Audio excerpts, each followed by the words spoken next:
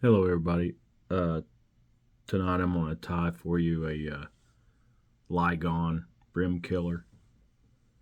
Some people call it just a Brim Killer. I've got some .015 lead free wire. I'm going to put about a quarter inch in the center of the hook. The hook's a size 10 mustad. You could use whatever you got, whatever you feel like.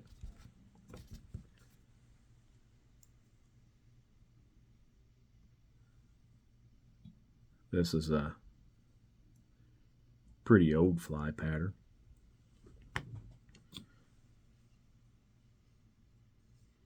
I have some 70 ultra thread black.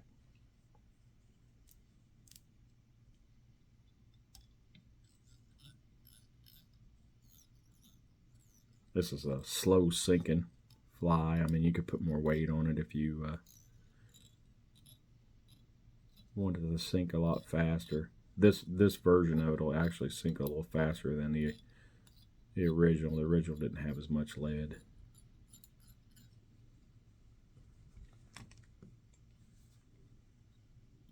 Tie it in there a little bit. I'm going to spin the old thread up.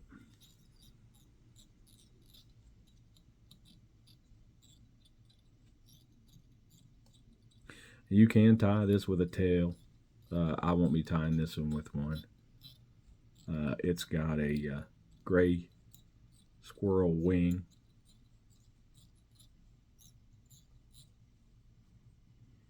Black chenille. I've tied some with the F&F bubblegum chenille. They turn out pretty good. You know, they're pretty fuzzy body. Here a fly is with the, basically looks like a spider. This is another one here with the F&F. And you can change the colors of them.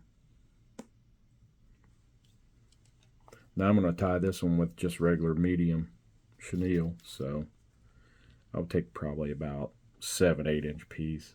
Just something to work with. Put on here. I use I'm going to use the round silly legs on this one. And you know what? I think they're also medium. I don't know what I'm on the medium kick tonight, I guess.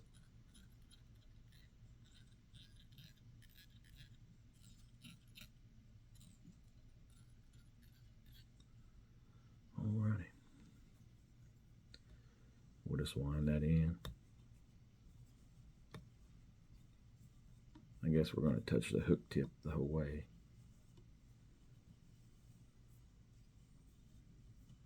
Don't do that. That was an accident from me.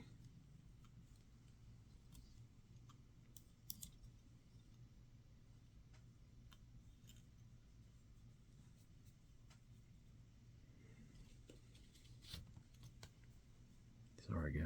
Big old sausage finger in your way. And like I said, you'll have enough for one or two more flies with that chenille with that much. And I'll just go behind the eye and kind of tie that down.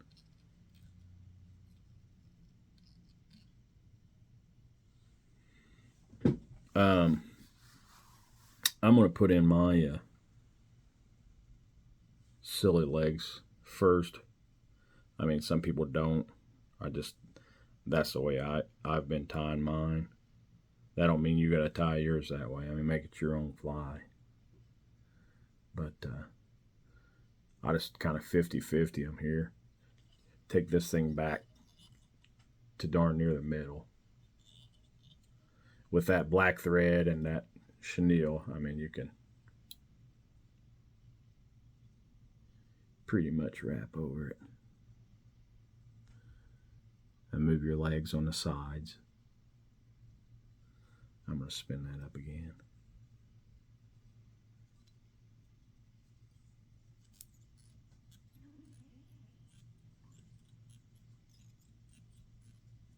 I'm going I'll fold that back a little bit. Just because of the old squirrel tail. And you know what? I've got a little bag of hairline, just different color squirrel tail. I think the original was gray, so that's what I've been tying with. The gray's pretty, you know, the tips of it and things. So I mean, that's just what I'm going to continue to do. It just takes a small pinch. I mean, because unless you just want a massive wing, then go for it. I still clean out the under fur. Just doesn't seem to tie in very well without the under fur. Now you just want this thing to about the back of the body. So I mean, that's going to give you a little extra hair to tie in. Let me cut that off a little bit.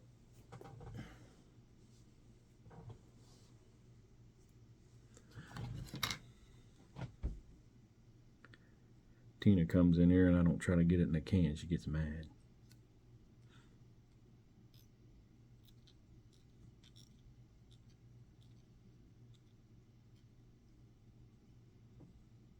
Now see, I went a little further back on that. Guess because I was worried about Tina. Let me fix my hook a little bit. Get her in there. Guys, I'm going to untie that.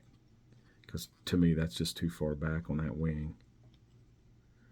I'm sure the fish won't mind. But that's just not the way I like it.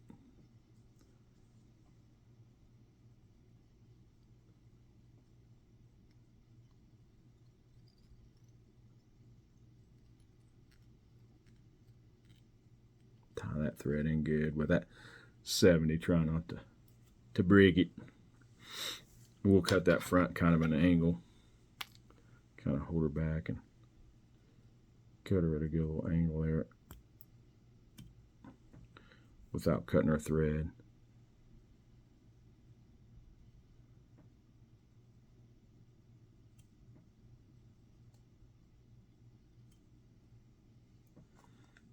All right. Now give us a little better wing there. Just come behind your eye again. Tie yourself up a nice little thread head.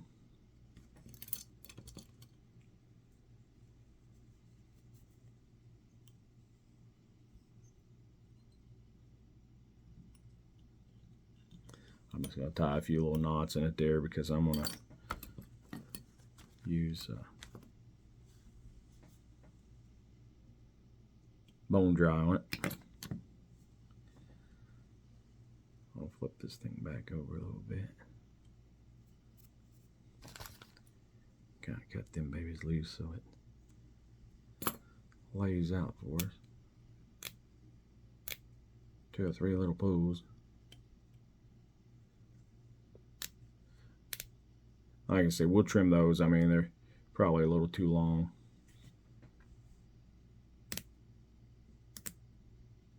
That's just 3 pieces.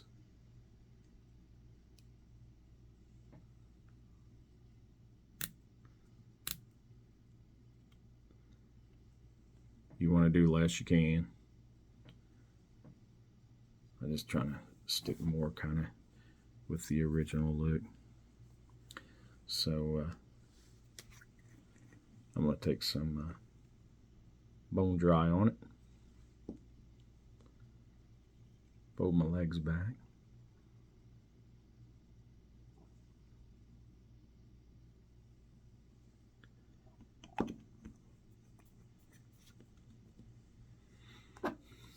Take a little UV light.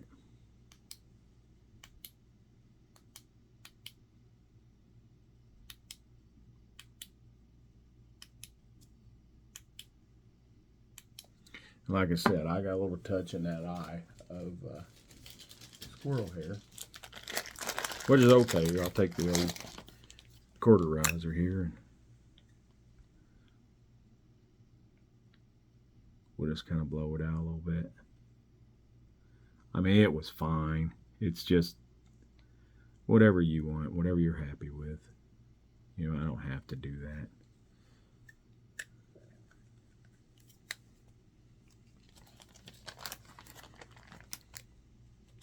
And I'm not anal about it. I mean, I can let it go. It just,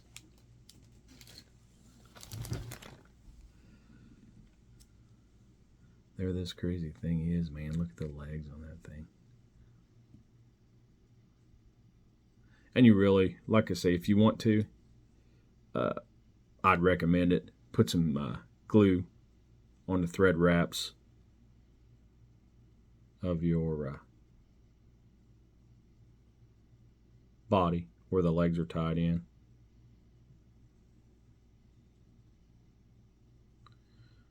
I might trim those up just a touch.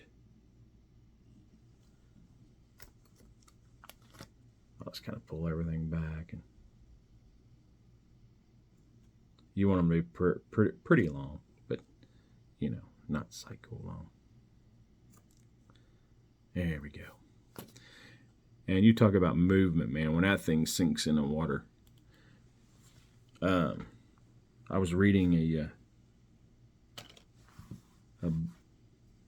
book the other day, and it talked about this fly in it. I had to look up what Ligon was and stuff, and the brand and things. It was in a bass and panfish book.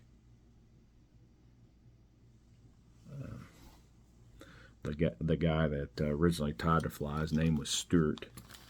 Not his first name, his last name.